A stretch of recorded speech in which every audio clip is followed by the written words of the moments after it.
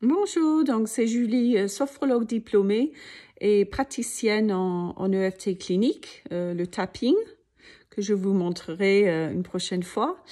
Et une grande fan, c'est pas ma formation, mais je suis une grande fan de la thérapie d'acceptation et d'engagement, ACT.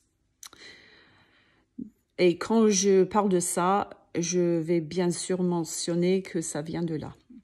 Donc là, aujourd'hui, je suis un peu fatiguée, j'avoue, j'ai un peu mal à la tête là depuis ce matin. Et je voulais parler de ça parce qu'avant, ces sensations physiques et ces émotions prenaient toute la place dans ma vie. En fait, je tournais autour de ma maladie tout le temps. Et par exemple, je me disais des choses comme faut que j'aille faire les courses, mais je suis fatiguée. Donc, j'ai juste envie de rester à la maison. Et j'écoutais cette voix. Donc, c'était souvent à mon pauvre mari, par exemple, d'aller faire les courses à ma place. Donc, je ne dis pas que il faut ignorer les messages sensoriels du corps, la fatigue, les maux de tête et tout ça. Bien sûr que c'est très, très, très important d'écouter le corps.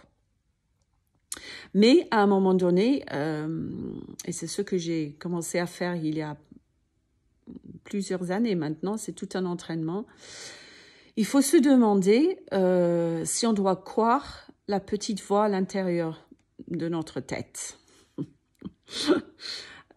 Et on doit devenir petit à petit responsable de la gestion de nos pensées. Donc, je dis pas qu'on peut contrôler nos pensées. On peut pas. Elles viennent, voilà, comme ça. On peut pas contrôler. Mais on peut quand même être acteur dans la gestion de ce qui se passe dans notre tête. Donc, je me demande qui parle, en fait. Et il y a deux voix. Ça peut être la voix rationnelle, donc qui raisonne, qui réfléchit, c'est ici, le cortex préfrontal, centre des autres fonctions du cerveau, voilà. Ou ça peut être le cerveau émotionnel, et je l'appelle le petit singe. En fait, je l'ai là parce que quand j'exerçais au cabinet, je l'utilisais pour les enfants. C'est mon petit singe. Je lui ai même donné un nom. Elle s'appelle Lydia. Et Lydia représente mon cerveau émotionnel. Et elle est vraiment source de conflit pour moi des fois, cette Lydia.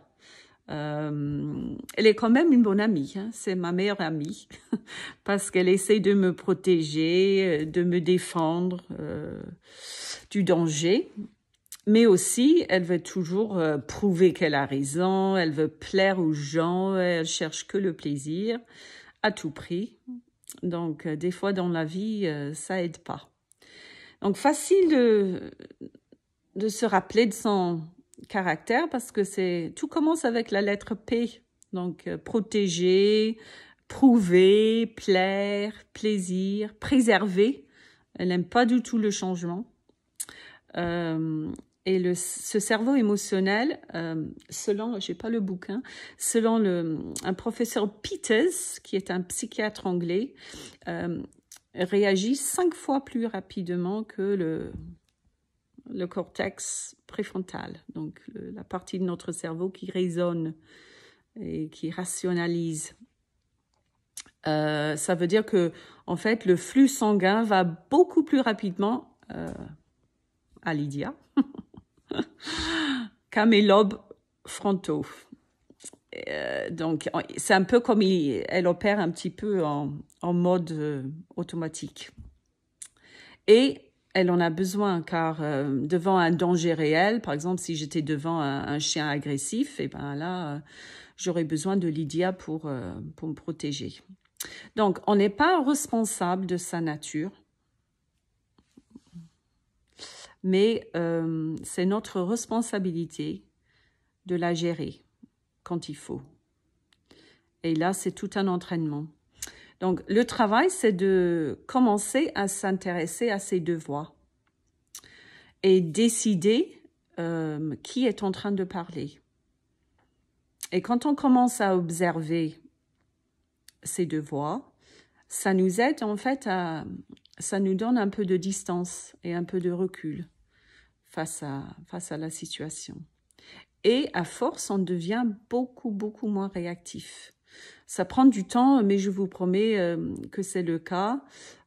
Force de pratiquer cet art d'observer, ça peut amener beaucoup de changements.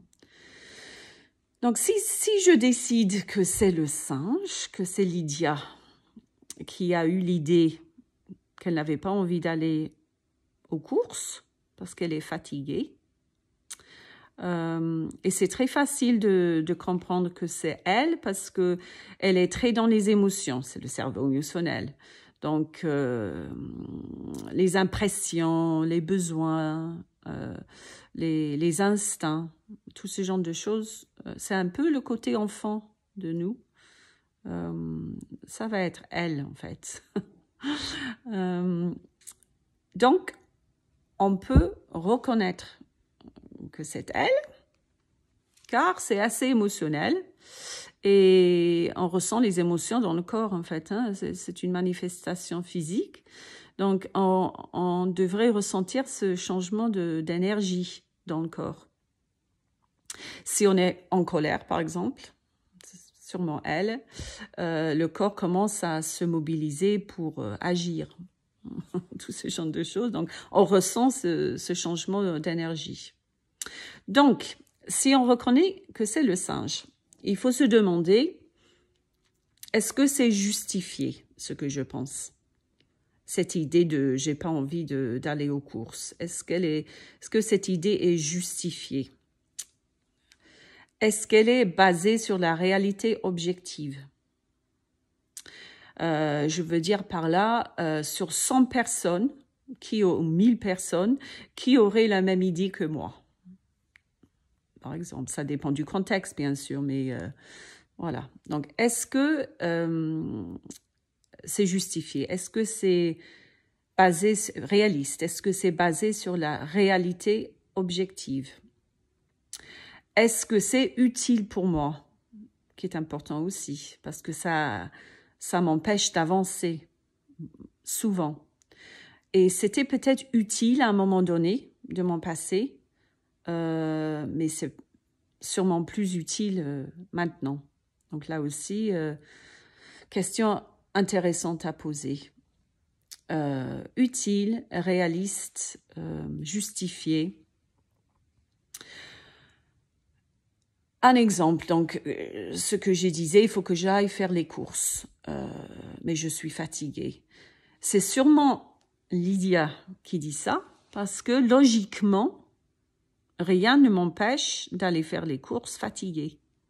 Et alors, si je suis fatiguée, je peux très bien aller faire les courses en étant fatiguée.